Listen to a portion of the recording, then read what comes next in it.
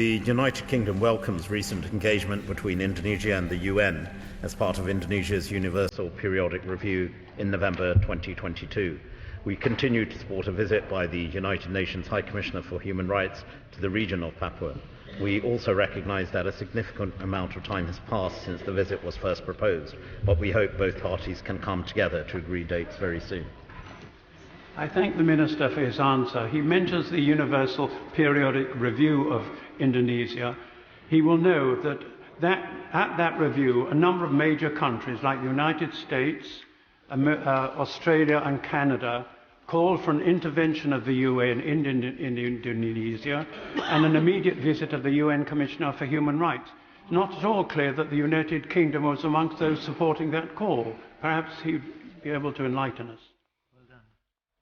Well, I hope my answer that I've given in the House today reassures the noble Lord that's exactly what we do. We do support an early visit.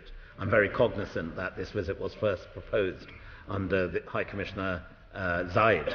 He's since then been succeeded by High Commissioner Bachelet and now subsequently by High Commissioner Turk. So it's been pending for a long time, and it's important that this visit takes place at the earliest opportunity. Is it not clear that this small country is suffering grievously under a colonial oppressor, Indonesia, which is busily exploiting the country's rich mineral resources and extensive forests in its own interests?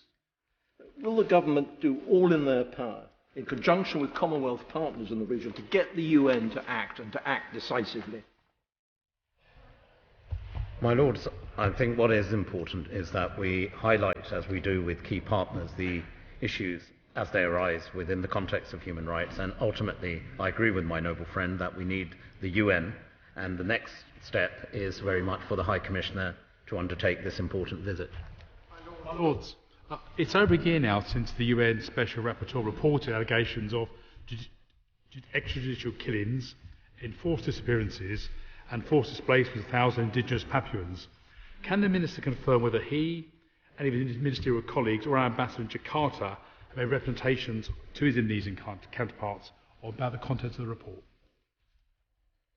My Lords, I assure the noble Lord we engage quite regularly, and in terms of Papua, we recently had a visit from our team on the ground, and we do use our bilateral engagement, which is in a very strong place with the Indonesian government, to raise a broad range of issues, including the situation in Papua, but also importantly on a broader range of human rights as well.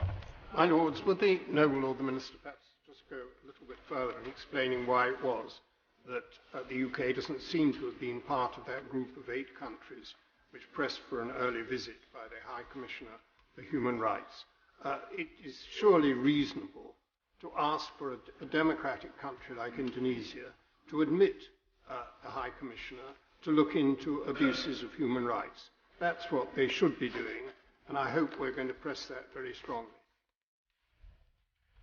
My Lords, I assure the noble Lord that is exactly what we are doing. As I indicated in one of my earlier responses, this visit was first proposed in 2018. I remember having a conversation with the then Commissioner for Human Rights. It's important that this visit goes ahead, and I assure the noble Lord of our full support for such a visit.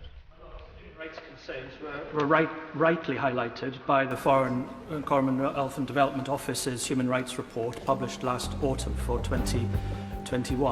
It made a specific point of highlighting the UK government's policy of seeking equitable and fair development within Papua and West Papua. But in the government's strategic partnership roadmap for Indonesia, published last year, there's only reference to terrorism in Papua, no reference to any equitable development, no reference to human rights. What's the point of the Foreign Office highlighting human rights concerns if it does nothing about it in its negotiations with the country in question?